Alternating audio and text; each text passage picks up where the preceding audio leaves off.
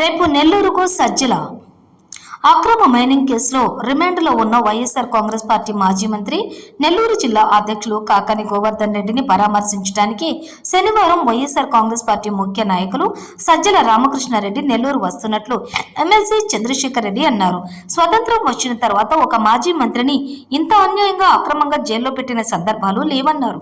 రాష్ట్రంలో నిరంకుశ పరిపాలన జరుగుతోందని, వైఎస్ఆర్ కాంగ్రెస్ పార్టీ అధికారంలోకి వస్తే ఇంతకీ పదింతలు అనుభవిస్తారని ఎమ్మెల్సీ పర్వతిరెడ్డి చంద్రశేఖర్ రెడ్డి అన్నారు.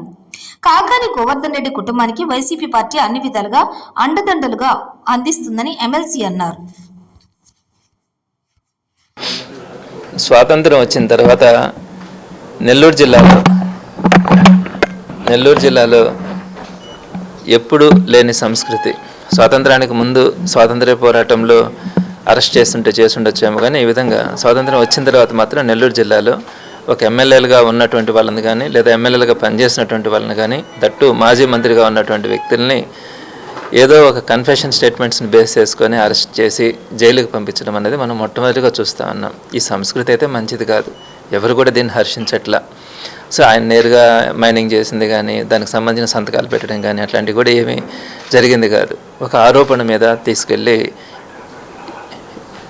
ఇలా అరెస్ట్ చేయడం అన్నది ప్రజలు ఎవరు కూడా ఈరోజు హర్షించే పరిస్థితి లేదు.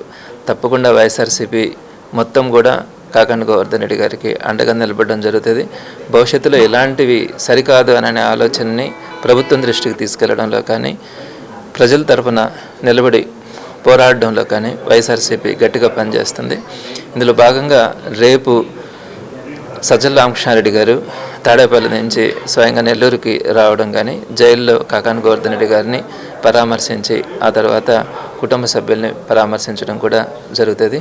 పార్టీ మొత్తం కూడా యావత్ పార్టీ వైఎస్ఆర్సీపీ అందరూ కూడా గోవర్ధన్ రెడ్డి గారి కుటుంబానికి కానీ అలానే ఏదైతే ఇంతకుముందు గోవర్ధన్ రెడ్డి గారు ప్రజల తరపున పోరాడుతూ మాట్లాడుతూ ఉన్నారో ఆ కార్యక్రమాలని కొనసాగించడంలో తప్పకుండా జిల్లాలో ఉన్నటువంటి ప్రతి నాయకుడు కార్యకర్త కూడా అదేవిధంగా పనిచేస్తారని తెలియజేయడం కూడా జరుగుతూ ఉంది.